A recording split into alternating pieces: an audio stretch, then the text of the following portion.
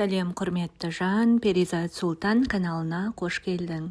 Каналға тіркеліп, лайк басып, комментарий қалдыруды ұмытпа. Өміріңді өзгертетін 100 әдіс кітабынан. Тірі қалғандар немесе неге табысқа жетудің тарихы қайталанбайды. Дельфиндер жайлы не ойлайсыз? Бәлкім көпшілігіміз оларды ғажап жаратылыс деп ойлаймыз. Себебі олар батып бара жатқандарды құтқарып, жағаға алып шығатын қабілетке ие. Ал қанша адамды дельфиндер жағаға емес, теңіздің қақ ортасына итеріп салды. Бұны ешкім білмейді. Суға батқандар статистикада жоқ. Мұны тірі қалғандардың жүйелік қатесі деп атайды. Табысқа жетудің тарихы да дәл осындай. Мәселен, мыңдаған аудиторияның алдына алпауыт компанияның басшысы шықты да, меніңше бизнес бастаудың жолы ақжелкек өсімдігін басқа жағу.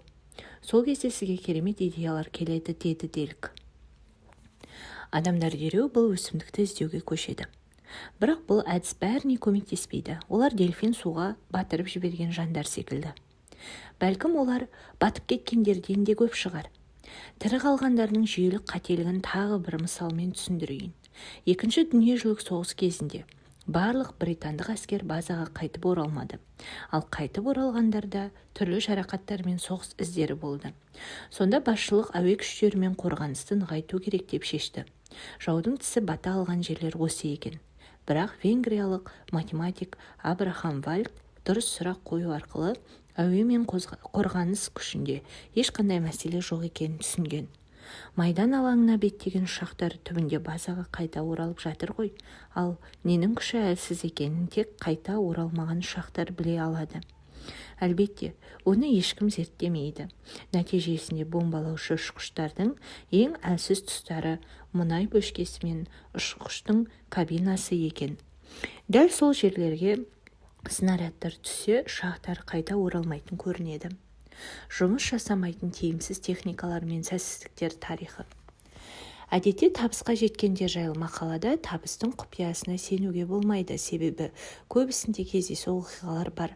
Мәселен, компания басшысы сауда үйінің лифтінде тұрып, абайсызда болашақ клиентімен танысып қалды. Тағы бір мысал, клиент бәсекелесімен бірге келе жатыр еді, абайсызда басқа жаққа бұрылып кетті. Келісімшарт басқа компаниямен жасалды. Бұл дегеніміз табысқа жету кездейсоқтық, аяқ астынан орын алатын жағдайлардың жиынтығы. Мұндай кезде мына сұрақ туады. Apple'дың табысқа жеткен жолы бүге шүйесіне дейін жазылған, бірақ неге оны ешкім қайталай алмай жатыр? Мамандар әуелі табысқа жетпей қалғандардың тарихын зерттелуді ұсынады. Осы тұста олармен келісемін. Алайда тірі қалғандардың, яғни табысқа жеткендердің ой санасы тереңірек зерттелу керек сынды. Маңыздысы бұл не нәрсеге үйрете алады? Өз жолыңды табуға үйрете ме, әлде дайын сызба бойынша өміріңе нұсқаулық бере ме? Бұл жерде барлығы дәрі-дәрмек мысалына ұқсайды. Кез келген медициналық препарат жайында пікірлер оқып көріңіз. Ол жақта ол маған көмектесті. Маған мүлде жақпады. Ғажап дүние, ақшаны сыпырып алды, бірақ пайдасы жоқ деген түрлі пікірлер болады. Кез келген техника мен әдістердің жағдайы бірдей. Кейбіріне көмектессе, енді біріне пайдасыз болып шығады. Сондықтан мен әркім өзі жасайтын формулаға сенемін. Жеке рецепт, дара жоба болсын. Өзімнің жолым деген қандай жол? Барлығына бірдей табыс алып келетін ешбір әмбебап әдіс жоқ екеніне мен кәміл сенімдімін. Міне, сондықтан жазғанымды өз өміріңізде тексеріп көруге кеңес беремін. Айтқандарыма сөзсіз сене беріңіз демеймін. Өзіңнің үздік нұсқаң бұл кітабының авторы Дэн Вальдшмидт былай дейді. Табыс деп жасап жатқан істі айтпайды. Табыс өзің сезіне алатын дүние. Мен бұл сөзбен келісемін. Табысқа жетудің ең қарапайым жолы жан дүниенің күшін жарыққа шығару. Бұл жайлы толығырақ мәлімет алу үшін адамның ішкі күші виртуалды кэшбэк ғаламнан қалағаныңды қалай алуға болады бөлімін оқыңыз. Бірде семинардан кейін табысты бизнес тренерге бір жас жігіт келіп, мен қашан өзімнің success story'імді жазамын деп сұрайды. Сонда тренер былай деп жауап беріпті. Оны ешкім білмейді, бастысы үнемі тырысу. Бәлкім сен бір талпыныспен ақ табысты боларсың. Бәлкім 1 жылдан кейін немесе араға 5 жыл салып жетістікке жетерсің.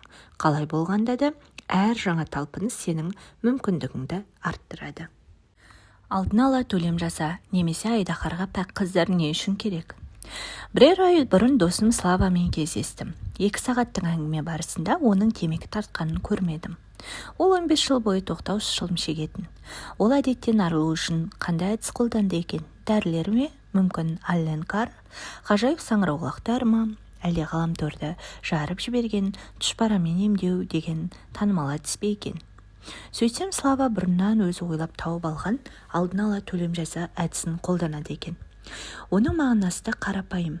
Кейін керемет жетістікке жету үшін қазір төлем жаса. Яғни бір мақсатқа жету үшін әлденені тәрк ете білу керек.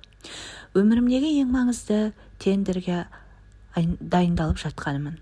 Өз-өзімнен бұл тендерді ұтып алу үшін не нәрсемен қоштасуға дайынмын деп сұрадым. Осылайша өзімнің зиянды әдетімнен арыламын деп шештім. Бұл әдістің жұмыс жасайтынына сенімдімін. Бұл мен үшін тендердің маңызды екенін және оған қол жеткізу жолында көп нәрседен бас тарта алатынымды әлемге жариялау, деді Слава. Жақында Слава хабарласып тендерді ұтып алғанын айтты. Бұл қалай жұмыс істейді? Шылым мен тендерді байланыстырғаным біртүрлі көрінген шығар. Алайда бір түрлі ештеңесі жоқ.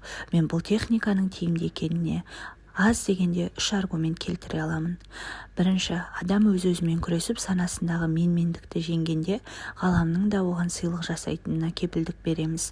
Әлдегімнің жоғарыда отырып, тексеріп, не істеп, не қойғаныңа қарап, «Вау, Славик, жарайсың, міне саған тендер» деп айтқанынан пайда жоқ. Себеп, адам бір жеңіске жеткен соң өзіне деген бағасы артады.